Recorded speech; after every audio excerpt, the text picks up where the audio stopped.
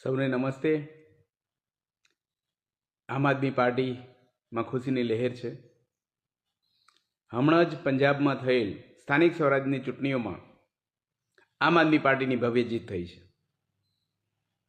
પંજાબમાં આમ આદમી પાર્ટીની સરકાર તો છે જ, પણ વિકાસના કામો, કામની રાજનીતિને લઈને જે કામો થઈ રહ્યા છે તેની ખુશી આપણે જોઈ શકીએ છીએ કે પંજાબમાં હમણાં યોજાયેલી તાલુકા પંચાયત, જિલ્લા પંચાયતની સ્થાનિક સ્વરાજ્યની ચૂંટણીઓમાં 70% કરતો વધુ સીટો આમ આદમી પાર્ટીને મળી છે।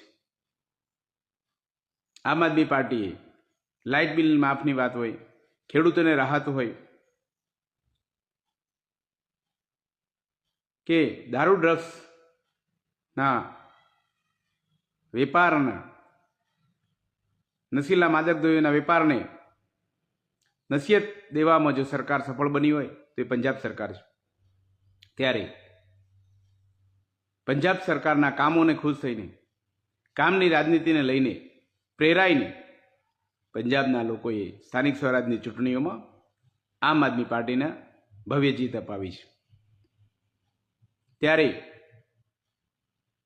ગુજરાતના આવનારી સ્થાનિક સ્વરાજની ચૂંટણીઓમાં પણ આમ આદમી પાર્ટી આવી જ સફળતા હાંસલ કરશે એવો અમને વિશ્વાસ છે। અત્યારે અમે ગુજરાતભરમાં સ્થાનિક સ્વરાજની ચૂંટણીની તૈયારીઓ કરી રહ્યા છીએ। ત્યારે અમારી કિસાન ન્યાય પંચાયત ગામે ગામ ચાલુ રહી છે, શહેરોમાં પણ મુલ્લા સભાઓ થઈ રહી છે અને આમ આદમી પાર્ટીના કાર્યકરો પોતપોતાના ગામમાં ગ્રામસભાઓ કરી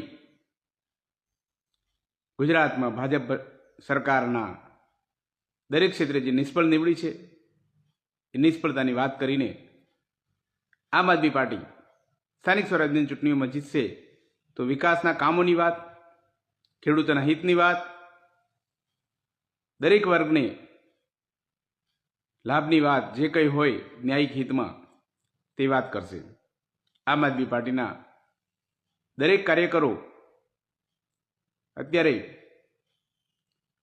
સંપૂર્ણ સમય આપીને પાર્ટીની વિચારધારાને વરીને પાર્ટીના પ્રચાર પ્રસારમાં લાગી ગયેલ છે। આપણે સૌ જાણીએ છીએ તેમ ગુજરાતમાં ગુજરાત જોડો જનસભાઓ પણ મોટી સંખ્યામાં થઈ રહી છે।